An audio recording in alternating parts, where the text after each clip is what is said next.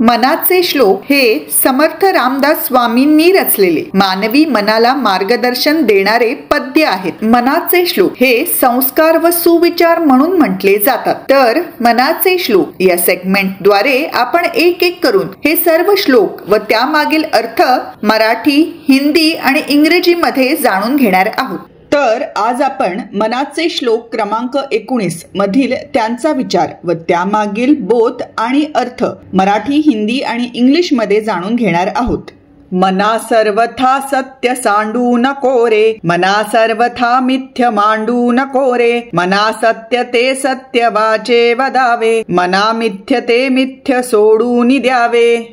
अर्थ मराठी। या श्लोकात रामदास स्वामींनी मनाने कसं आचरण करावं याविषयी सांगितले आहे की हे मना, सदैव सत्याची साथ सोडू नकोस। हे मना, सदैव असत्याची बाजू मांडू नकोस। हे मना, जे सत्य वचन आहे तेच बोल। हे मना, जे मिथ्य असेल ते सर्व सोडून दे।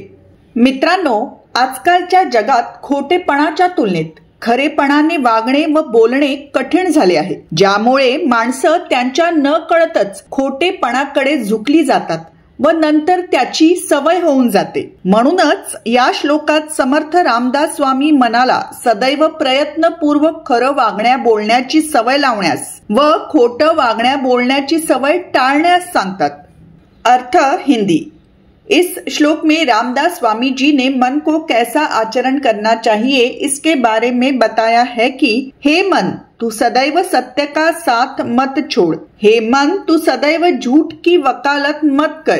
हे मन, वही बोल जो सत्य वचन है। हे मन, जो कुछ मिथ्या है उसे छोड़ दे। दोस्तों, आज के युग में सच बोलना और आचरण करना झूठ बोलने से भी अधिक कठिन है, जिसके कारण लोग धीरे धीरे झूठ की ओर प्रवृत्त हो जाते हैं और फिर ये उनकी आदत बन जाती है। इसलिए इस श्लोक में समर्थ रामदास स्वामी बताते हैं कि मन को सदैव प्रयास पूर्वक सत्य आचरण एवं बोलने की आदत डाले और असत्य आचरण एवं बोलने की आदत से बचे। अर्थ इंग्लिश।